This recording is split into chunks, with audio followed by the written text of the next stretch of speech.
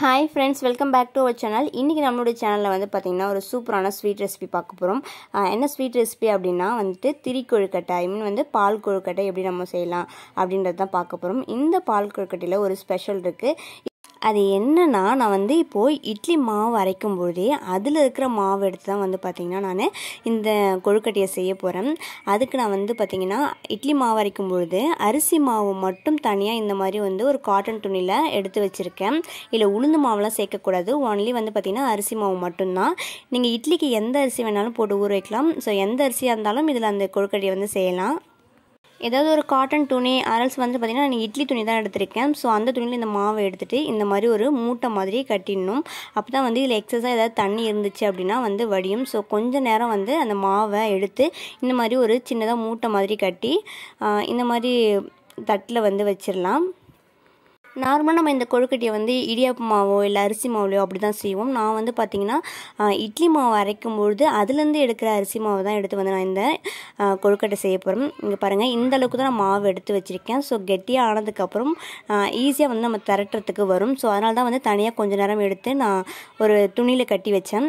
இந்த மாதிரி குட்டி குட்டியாக வந்து நம்ம வந்து திரட்டணும். அப்போ தான் வந்து கொழுக்கட்டை சீக்கிரமாக வேகும். ரொம்ப பெருசாக நிட்டோம் அப்படின்னா வேகிறது கஷ்டமாக இருக்கும். ஸோ நான் எல்லா மாவுமே இந்த மாதிரி கையால் திரட்டி வச்சுட்டேன். உங்களுக்கு இந்த மாதிரி கையால் திரட்ட கஷ்டமாக இருந்துச்சு அப்படின்னா அதுக்கும் ஒரு டிப் இருக்குது. நீங்கள் வந்து முறுக்கு புழிகிற அச்சு இருக்கு இல்லையா, அதில் கூட நீங்கள் பிழிஞ்சு விடலாம். ஸோ பாருங்கள், சூப்பராக இருக்குது பார்க்கவே. இப்போ இந்த கொழுக்கட்டை எல்லாத்தையுமே வந்து நம்ம தண்ணியை கொதிக்க வச்சு வேக வைக்க போகிறோம்.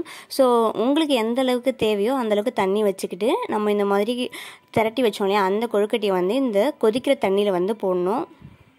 இந்த மாதிரி கொழுக்கட்டையை கொஞ்சம் கொஞ்சமாக வந்து போடணும். எல்லா இடத்துலையும் ஸ்ப்ரெட் ஆகுற மாதிரி போடணும். ஒரே முட்டை வந்து கொட்டக்கூடாது. தனித்தனியாக போட்டால் தான் ஒன்றோடு ஒன்று ஒட்டாமல் இருக்கும். ஸோ அப்போ தான் நம்ம வந்து கொழுக்கட்டையை எடுத்து சாப்பிடும்பொழுதும் நல்லாயிருக்கும், சீக்கிரமாக வேகும்.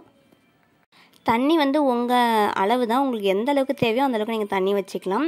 கெட்டியாக வேணால் இன்னும் கூட கொஞ்சம் தண்ணியை வந்து கம்மி பண்ணிக்கலாம். ஸோ தண்ணியில் வந்து இது ஒரு 10 மினிட்ஸ் வந்து வேகணும். ஸோ நான் கொஞ்சமாக வந்து அரிசி மாவு இந்த கொழுக்கட்டை திரட்டி வச்சிருந்தேன் இல்லையா, அதுலேருந்தே கொஞ்சம் மாவு எடுத்து கரைச்சி வச்சுருக்கேன். அந்த இது எதுக்குன்றதை நான் பின்னாடி சொல்கிறேன். இந்த மாதிரி கரண்டி வச்சு நம்ம அடிக்கடி இந்த மாதிரி குத்தி விட்டோம் அப்படின்னா அந்த கொழுக்கட்டை ஒன்றோடு ஒன்று ஒட்டாமல் இருக்கும். மரக்கரண்டி இந்த மாதிரி யூஸ் பண்ணிங்கன்னா ரொம்பவே நல்லது. ஸோ நம்ம வந்து இட்லி மாவில் தான் நம்ம செய்கிறதுனால இந்த மாதிரி பொங்கி தாங்க வரும். ஸோ பயப்படாதீங்க. இந்த கொழுக்கட்டை வேகும் போதே கொஞ்சமாக வந்து நம்ம உப்பு வந்து ஆட் பண்ணிக்கலாம். அப்போ தான், ஏன்னா வந்து நம்ம இதில் வெல்லம் சேர்க்க போகிறோம். ஸோ உப்பு கொஞ்சம் ஆட் பண்ணால் அதோடய டேஸ்ட்டே வந்து வேறு லெவலில் இருக்கும்.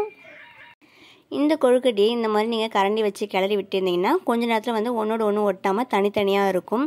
ஸோ கொஞ்சம் நேரம் கழித்து நீங்கள் கொஞ்சமாக வந்து ஒரே ஒரு கொழுக்கட்டையை மட்டும் எடுத்து நீங்கள் வந்து கையால் வந்து அழுத்தி பார்த்தீங்க அப்படின்னா நமக்கு நல்லாவே தெரியும் அது வெந்திருக்கா வேகலையா அப்படின்னு சொல்லிட்டு. ஸோ வேகலைனா இன்னும் கொஞ்சம் நேரம் கூட நீங்கள் வந்து வேக வைக்கலாம். இதில் வந்து நான் வந்து தேங்காய் பால் வந்து எடுத்து வச்சுருக்கேன், வெல்லம் எடுத்து வச்சுருக்கேன். வெல்லம் அதிகமாக வேணும், ஸ்வீட் அதிகமாக வேணும் அப்படின்னா கொஞ்சம் வெல்லம் எக்ஸஸாக சேர்த்துக்கோங்க. வெல்லம் சேர்த்துக்கலாம், இல்லைனா வந்து நீங்கள் சர்க்கரை கூட சேர்த்துக்கலாம். அது உங்களுடைய ஆப்ஷனல் தான். ஸோ அது பிரச்சனை கிடையாது. இப்போ நான் வந்து தேங்காய் பால் வந்து எடுத்து வச்சுருக்கேன். தேங்காய் பால் அரைக்கும் போதே அதில் நான் வந்து ஒரு 3லேருந்து 4 ஏலக்காயும் சேர்த்து அரைச்சி வச்சுருக்கேன். ஸோ தேங்காய் பால் அரைச்சி இந்த மாதிரி வடிகட்டி எடுத்து வச்சுருக்கேன். தேங்காய் பாலாக அரைச்சி இது கூட ஆட் பண்ணோம் அப்படின்னா டேஸ்ட் ரொம்ப சூப்பராக இருக்கும். இந்த ஸ்டேஜ்லேயே நீங்கள் வந்து பார்த்தீங்கன்னா தண்ணியாக இருக்குது. ஸோ கெட்டியாகிறதுக்கோசரம் நான் அந்த அரிசி மாவு தனியாக எடுத்து வச்சுருந்தேன் இல்லையா, அதை நான் இது கூட ஆட் பண்ணுறேன். அப்போ தான் வந்து அதனுடைய கன்சிஸ்டன்சி வந்து நல்லா வந்து கெட்டியாக இருக்கும். இதில் நம்ம வந்து கடலப்பயிறு இருக்குங்க இல்லையா, அதை கூட நம்ம தனியாக வேக வச்சு ஆட் பண்ணிக்கலாம். அந்த டேஸ்ட் பிடிக்கிறவங்க நீங்கள் அந்த மாதிரி வேக வச்சு கூட இந்த ஸ்டேஜில் வந்து ஆட் பண்ணிக்கோங்க. அந்த அரிசி மாவு கலந்தோம் இல்லையா, அது கலந்தோடனே பாருங்கள் நல்லாவே வந்து கெட்டியாக ஆயிடுச்சு. தண்ணியாக இருந்தால் தான் பிடிக்கும் அப்படின்னா நீங்கள் அந்த அரிசி மாவு கலக்கணுன்ற அவசியம் கிடையாது. அவ்வளோதாங்க, சூப்பரான வந்து திரி கொழுக்கட்டை வந்து ரெடி ஆகிடுச்சு. நம்ம மாவு அரைக்கும் போது அரிசி மாவு எக்ஸஸ் ஆகிடுச்சுன்னா அதுலேருந்து அரைக்கிறதுலேருந்து கொஞ்சம் மாவு எடுத்து வச்சு சூப்பரான ஸ்வீட்டை வந்து நம்ம ரெடி பண்ணிடலாம். உங்கள் கிட்ஸுக்கு இந்த மாதிரி கொழுக்கட்டை செஞ்சு கொடுத்து அசத்துங்க. இந்த வீடியோ உங்களுக்கு பிடிச்சிருக்குன்னு நினைக்கிறேன். இந்த வீடியோ உங்களுக்கு பிடிச்சிருந்துச்சுன்னா லைக் பண்ணுங்கள், ஷேர் பண்ணுங்கள், மறக்காமல் நம்மளுடைய சேனலை சப்ஸ்கிரைப் பண்ணுங்கள்.